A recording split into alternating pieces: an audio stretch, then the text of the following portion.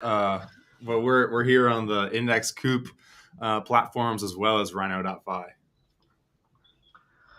Yes, so welcome everybody. If you're tuning in, you've probably tried to tune in for previous Twitter spaces between Rhinofi and Index Coop, but unfortunately Elon decided to rug us not once but twice. So we've gone to good old YouTube and restream. So we should be live on like LinkedIn, YouTube, maybe Twitter as well. I'm not too sure. Um, and yeah, we're going to kickstart things. So for everyone tuning in, Index Coop offers multiple strategies for earning interest on your assets. And some of the recent additions that we've had to the Rhinofi platform are IC and DS diversified staked ETH.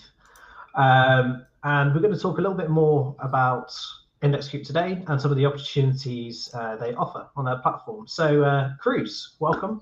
Even though this is obviously your stream, please introduce yourself and how did you get into crypto and what motivates you? Yeah, can you guys hear me all right? I've disabled the camera and put it back on. Looks like it's giving me a little red bar this time. Yeah, we can hear you. It's just your camera You, issues. you can hear me just fine. Well, I'll toggle that on and off a few times to see if we can get it going. But yeah, my name's Cruz. I'm the ecosystem growth lead here at the Index Cooperative, or the Coop for short. Um, I got into crypto really a few years ago. The backstory for me really is my dad's a financial advisor. Always wanted me to kind of take over the family business, and I said no. From my perspective, it seems like all you do is take meetings with elderly folks and tell them not to sell their S&P 500. So I wanted to work on the cutting edge of technology. Worked in enterprise software for a little bit, and then kind of fast forward 2019, 2020, 2021, really started to get into crypto. And I first bought one of Index Coop's products, the DeFi Pulse Index, when I was learning about DeFi and kind of exploring all these protocols. I wanted broad exposure to the space while I was still trying to figure out, which protocols perhaps were my favorite. And maybe I'd listened to my dad and his preaching of ETFs and broad market indexes in the past. And kind of once I found out that Index Coop was a DAO, kind of trying to be the BlackRock of crypto and build structured products on these new rails that were a lot more exciting to me, I got involved. Brilliant. And did you get involved in crypto a bit before, or what was your first experience of crypto in general? Yeah, I mean, I guess like many people, it kind of began by buying Bitcoin. That was certainly my first foray into the space. Um, Buying Bitcoin, I think I bought it on the Cash App was my first platform that I was really starting to buy it on the most. But yeah, eventually kind of learned about smart contracts and DeFi, and that's where it really got exciting to me. I think the idea of providing financial services to anyone in the world with an internet connection, and treating them all the same and using code as a counterparty, was fundamentally just extremely exciting to me. Providing financial services to everyone in the world. Yeah, that was it for me. Brilliant. So you touched on obviously your dad being a finance advisor, and you obviously diverting away from the space or that particular area. But there are loads of new users in the space that have a history with safe investing within the Web 2 space, savings account, ISAs, so on and so forth. What would you say the biggest difference is between the options that are provided there and what Web3 can provide? Yeah, I mean, I think on-chain index products, you know, self-custody versus holding your assets in a centralized counterparty is by far, I think, the 0 to 1, the biggest difference. You don't have to trust someone else to hold your assets, especially when kind of the traditional system is built on a fractional reserve system where, they just give you an IOU and then do all sorts of funny business that you're not necessarily privy to with the actual money. We're obviously seeing a lot of cracks in the fiat system in the way that traditional financial counterparties have operated. That's number one. Two, the composability of DeFi. is a huge level up as well, right? Being able to use your on-chain index products as collateral, being able to provide liquidity into market making protocols like Uniswap, being able to lend them out to protocols like Aave and Compound, and just tapping into the wide world of money Legos that we know and love here in DeFi gives you many different options. And then third, maybe you don't want to do all those things yourself, but you still want to kind of tap into the wide world of DeFi. So we can actually build products, and we'll get into some of them here today because they're offered on rhino.fi's multi-chain aggregator. ICETH and DSETH specifically, I'm sure we'll get into. But some of those products are actually using those different money Legos on the back end. We design it into the strategy and automate it. And we can bake all of that inside of one of our index products.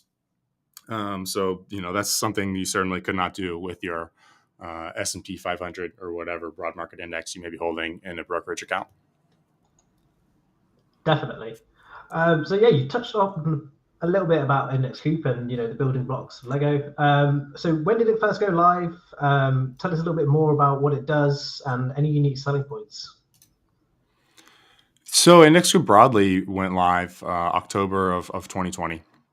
But the products that I think we're going to touch on today, DSETH and ICETH, are both ETH staking products. We launched ICETH first in April of 2021. Sorry, April of 2022. It's been just over a year of ICETH now. And then DSETH is our more recent product. Has been live for just about 60 days now. So it was launched in January of this year. So I'll compare and contrast the two of them and give you the unique selling points.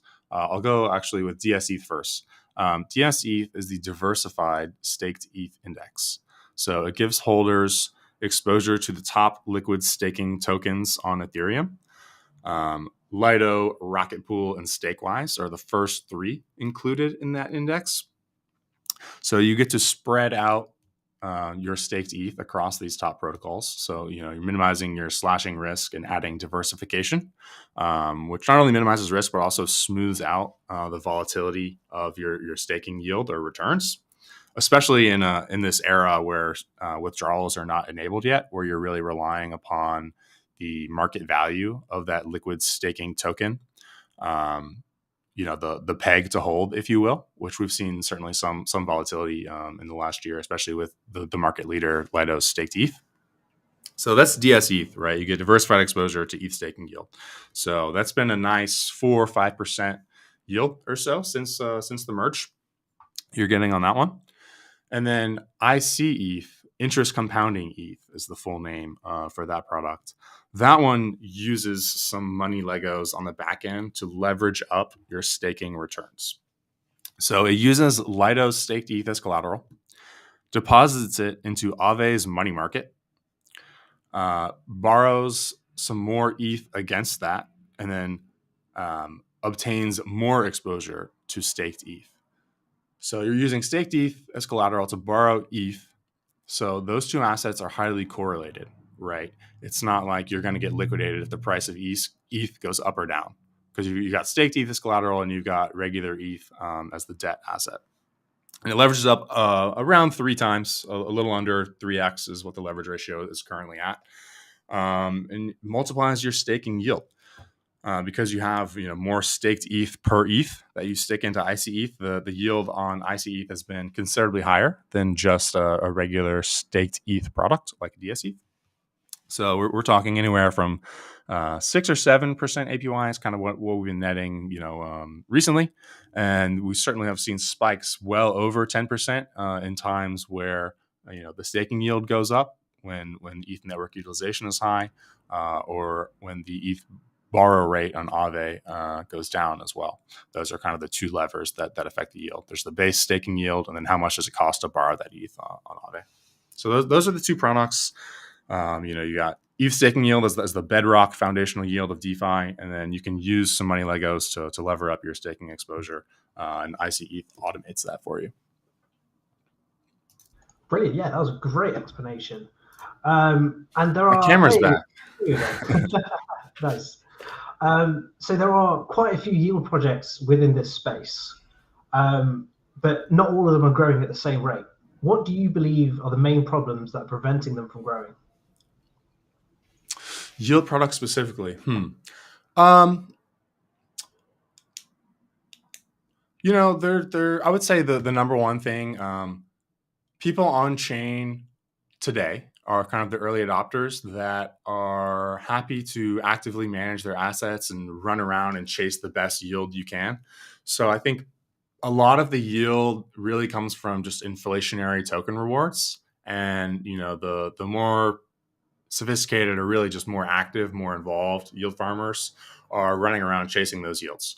And you can't bake in those yields that you got to run around and chase and, bridge into this chain and deposit into this protocol, dump the rewards, go over here, da da da da. One, you can't automate that into a passive index product because you would have to write a new adapter and shift which protocol you're depositing into all the time. Two, you can't pile a lot of capital into the same opportunities because there's a finite amount of yield or rewards available, right? So it's like if millions and millions of dollars are going to flow into the same opportunity, the APY is going to crater. So those are two solid reasons for why I think yield products haven't necessarily been able to scale yet. Additionally, we could kind of talk about the institutional adoption has just not quite come yet. I think for compliance reasons, for kind of security and tooling and UX reasons, and certainly a lot of them are kind of waiting on KYC and whatnot. But that's a whole nother avenue for why maybe institutional yield seekers have not yet quite come on chain. But for why more yield products haven't been brought to the space, ETH staking yield is by far the most reliable quality source of sustainable staking yield, and that's why we've been able to put those products to market so far. Nice. And do you think the introduction or the utilization of real world assets as it becomes more and more mainstream, that would also help the projects that are focused on yield? I mean, the shortest answer is yes, absolutely. But real world assets quite interesting as a category, as a name. I mean, you go around doing some customer research. Hey, would you like to invest in real world assets? Like, what exactly does that mean? Like, do I want to invest in the banana farm down the street? So there's the variety of different things that are called real world assets. So a lot of the earlier projects are kind of here's some development projects. We're trying to build a solar farm in locale XYZ, whatever. Would you like to loan us some money and kind of create a bond? Sure, but asking people, do you want to invest in real world assets as a category is very different from kind of the digitally native, projects we've seen in DeFi so far. It takes a very different skill set and a different risk appetite, a different diligence process to figure out what you want to invest in necessarily. But broadly, yes, we need to bring more quality assets on chain, and we need a variety of different yield sources. And, I think Index is in a great position to repackage all sorts of quality assets, bundle them together into different risk profiles, different time horizons. We can create so many more interesting products that are useful and interesting to people when we have more quality assets on chain. Right now, Great. ETH staking yield is a great one. There certainly are plenty of other good projects in the DeFi space that we're happy to tap into. I mentioned Aave is baked into ICETH. We're working on a stablecoin yield suite that perhaps we'll talk about later that utilizes some quality protocols in the DeFi space. But absolutely, the more quality assets we can bring on chain, the more interesting products that we can bring to market. Sweet. So on your website, there are three main products. You've obviously touched on the leverage side, but there's also sector and yield, just plain yield, I guess. Could you elaborate more on what each of these different products mean? Yeah, so far we've talked about the yield of those three categories: sector, leverage, and yield. So far we've been talking about the yield products with DSETH and ICETH and the stablecoin yield suite that's coming soon. So the other two categories, I'll go sector and leverage. So we have sector indices. That was the first thing that we launched when Index came to market. DPI was kind of our first, most famous product. It tracks the top DeFi protocols on chain, kind of like a sector ETF perhaps would in TradFi. Where all right, we've got a mandate, we've got a methodology. We're going to track this market. So all of the top protocols are going to get bundled into an index token, DPI. If you buy this DPI token, you're getting broad exposure to all these different DeFi protocols. We have more of those sector indices as well. We got MVI for the metaverse. So, a variety of metaverse related tokens are in there, from, Illuvium, Decentralands, anything in the kind of the gaming virtual world space, as well as kind of a little bit further down the entertainment tail. There's things like Audius, so a music platform in there as well. So we've got those sector products that are pretty straightforward, right? They track a given theme or sector. And then for the leverage tokens, we actually have a flexible leverage index suite. We call them the flies, affectionately, FLI, like a nice plane emoji, right? So we've got a 2x Bitcoin 2x fly and ETH 2x fly. So what that does is it automates a leverage position that gives you 2x exposure to the underlying asset. So if you buy the ETH 2x fly, what you're doing with the ETH in the background, you take ETH, deposit it into Compound, borrow USDC against it, and then buy more ETH, right? And then the product will automatically rebalance to target that 2x leverage ratio. So ETH goes up a little bit. You get double exposure. ETH goes up 5%. ETH 2x fly is going to go up 10%, right? And if it goes down, it's going to go down twice as much as well, because you get double the exposure for your ETH. And the same thing with the BTC 2x fly uses wrap Bitcoin as collateral and gives you 2x exposure to Bitcoin. So those are the three sectors of products that we have, the three categories of products that we have, rather. Sector indices, leverage indices, and yield indices. Brilliant. So a question, especially which I think some users might be interested in. So the leveraged ETH strategy, you touched on it, of why liquidation risk would be smaller, because obviously you are only leveraging ETH. But could you explain, like in a black swan event, like the worst possible case scenario, how you actually reduce this liquidation risk? Yeah, I mean, the shortest answer here, automated risk management is built into the smart contract.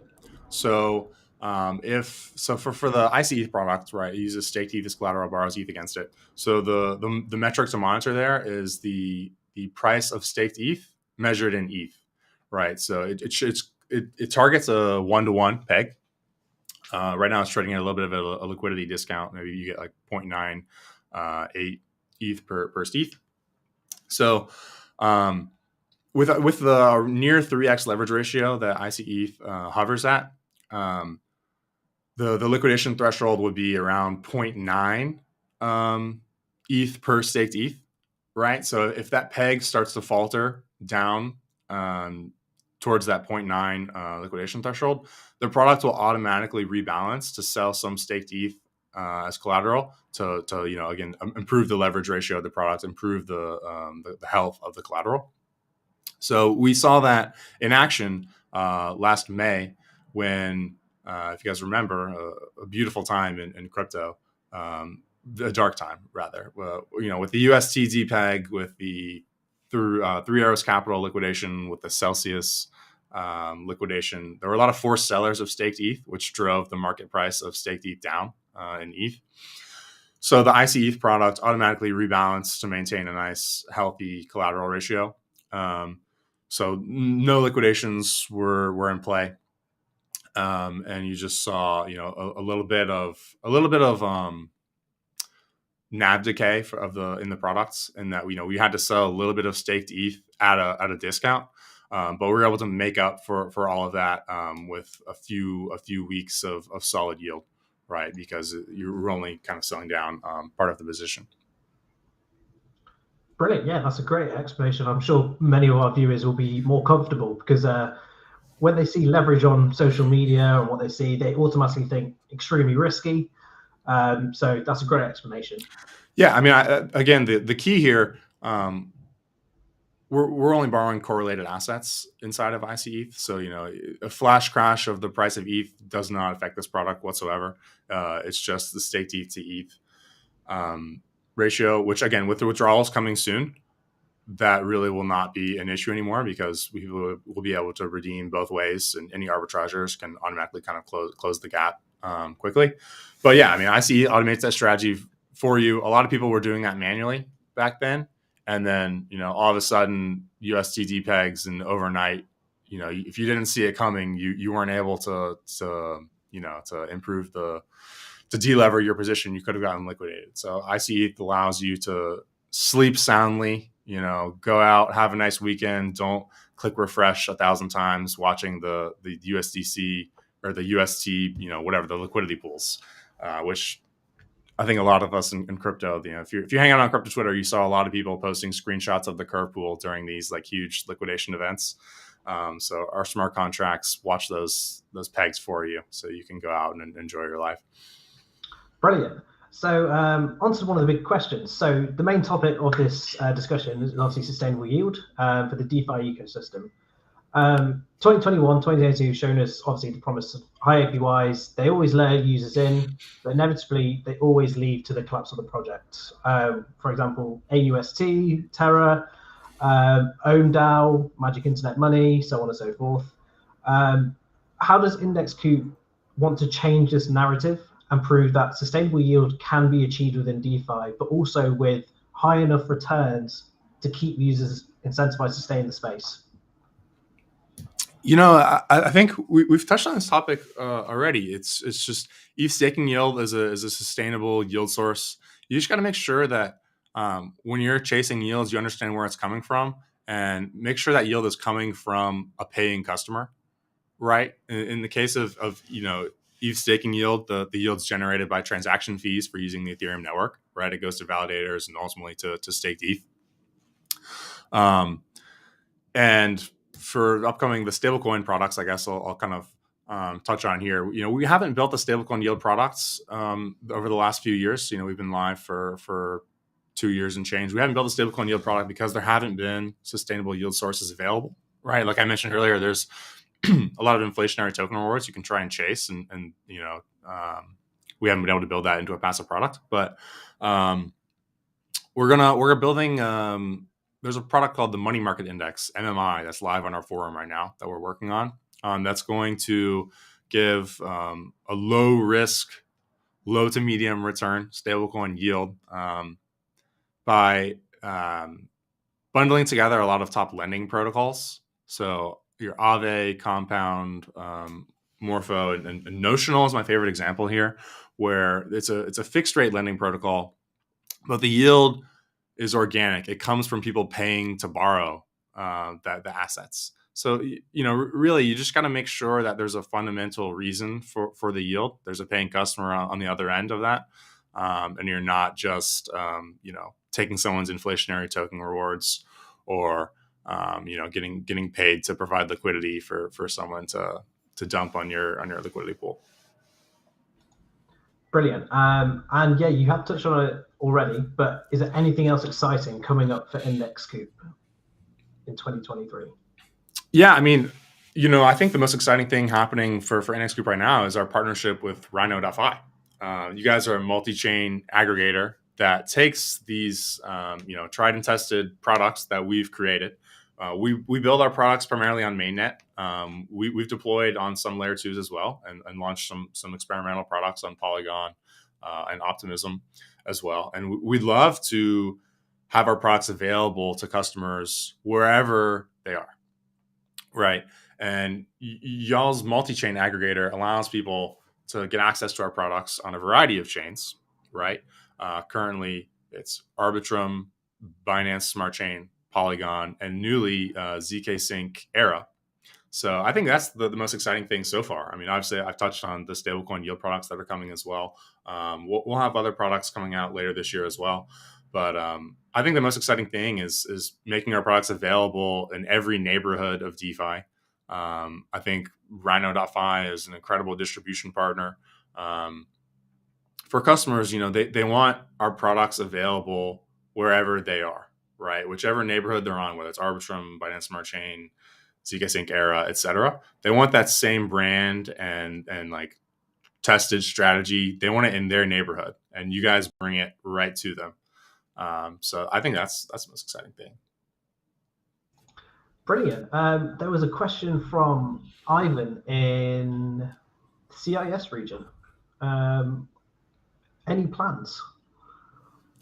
What is the CIS region, Ivan? I am not too sure. How about you guys? I mean, the ZK Sync launch is recent. ZK Sync Era has launched I think a week ago today is when it went live, and you guys were ready to go from the get go. I think you guys had some incredible numbers in terms of number of people that have bridged over to ZK Sync Era using your platform. Can you just kind of talk about you're excited obviously to be a launch partner for ZK Sync Era, but what does Rhino being available on ZK Sync Era mean for users? Yeah, so at the moment, we're obviously thoroughly excited that on launch day, we got to work with the ZK team and be one of the first bridges to ZK Sync Era. In the last 6 days, we processed about 30,000 transactions, which is incredible.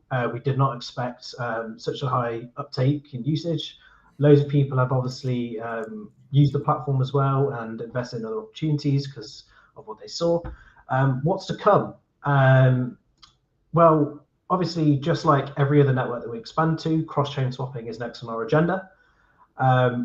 Right now, obviously, ZK Sync Era has very limited dApps and very limited activity, obviously, for pre-registered projects. So once this opens up, we'll allow our users to do more and more within the ZK ecosystem. And like our strategy has always been, yield and cross-chain swapping. So more freedom for our users to essentially explore different ecosystems. Excellent.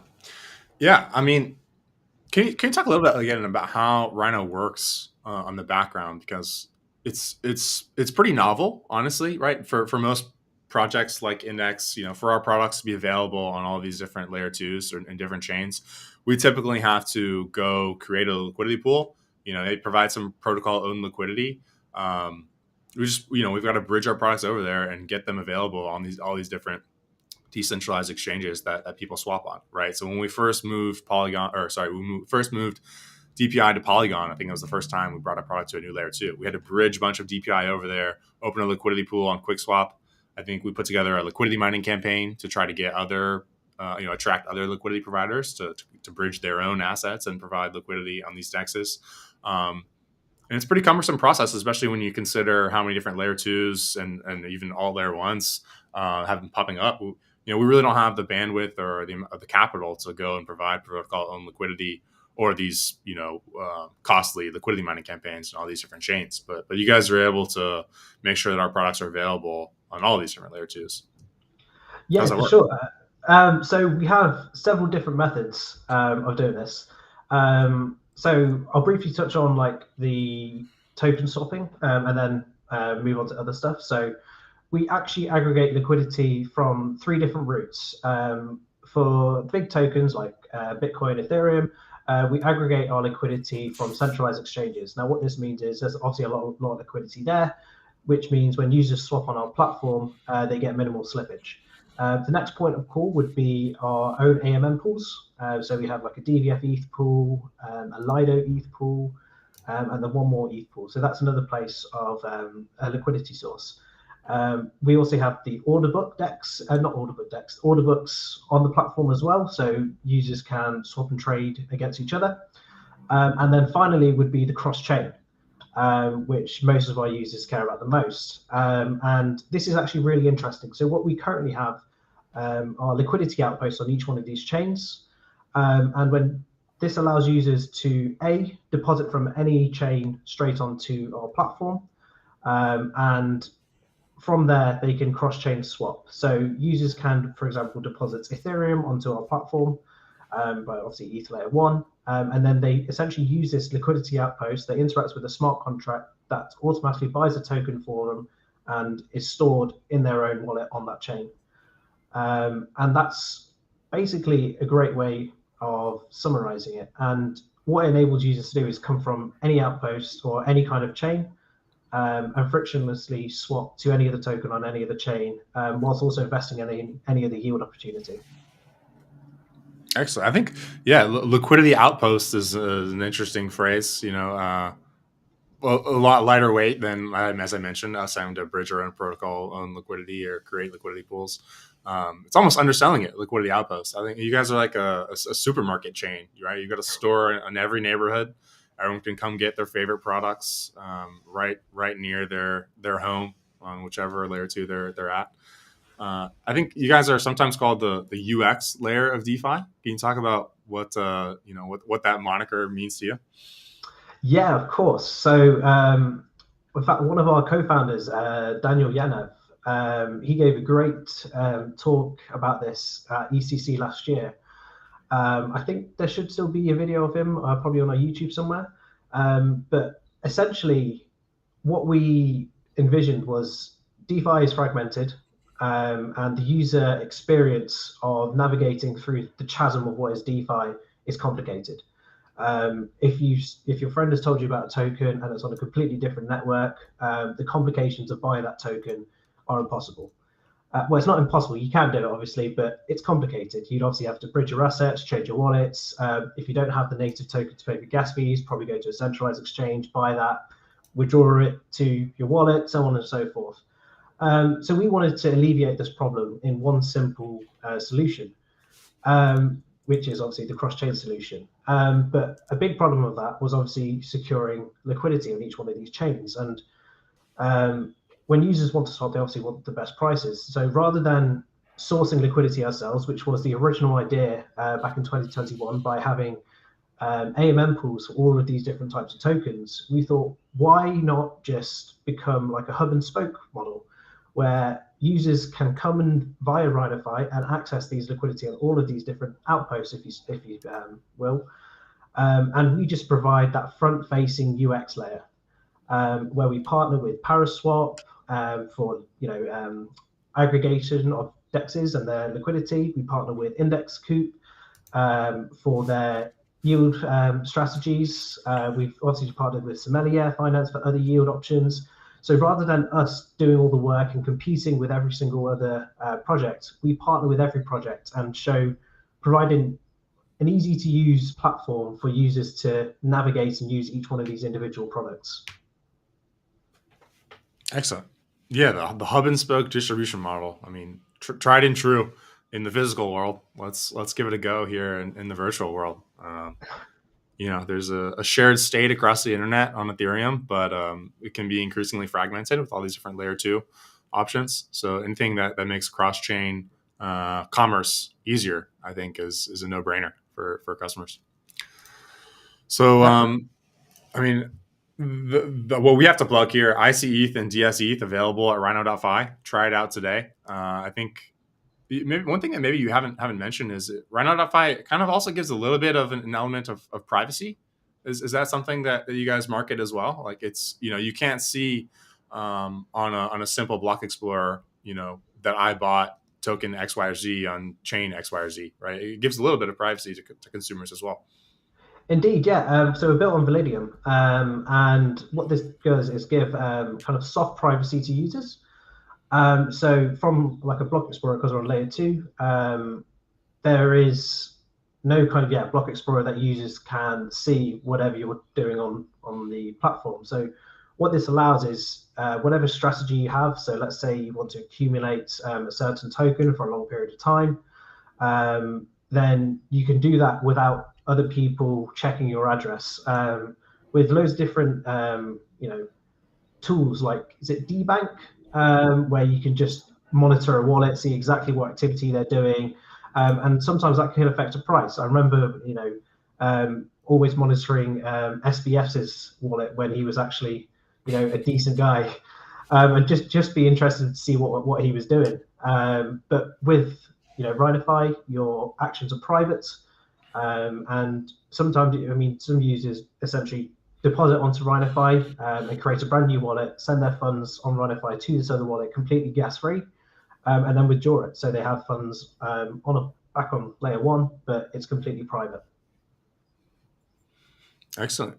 Yeah. So if you're on Arbitrum, Polygon, Binance Smart Chain, Ethereum mainnet, or zk Sync Era. Deposit into Rhinofi. Try it out.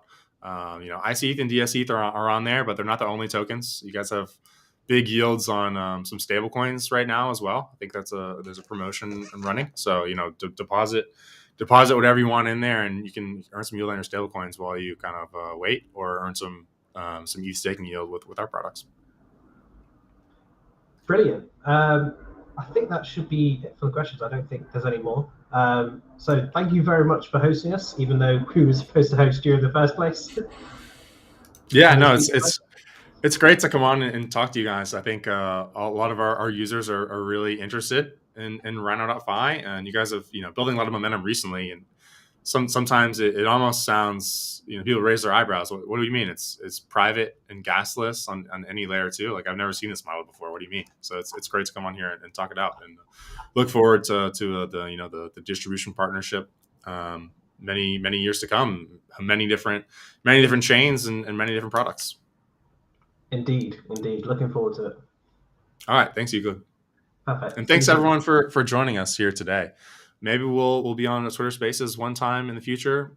Maybe Twitter Spaces will die. We'll adapt. All right, everybody, have a good one.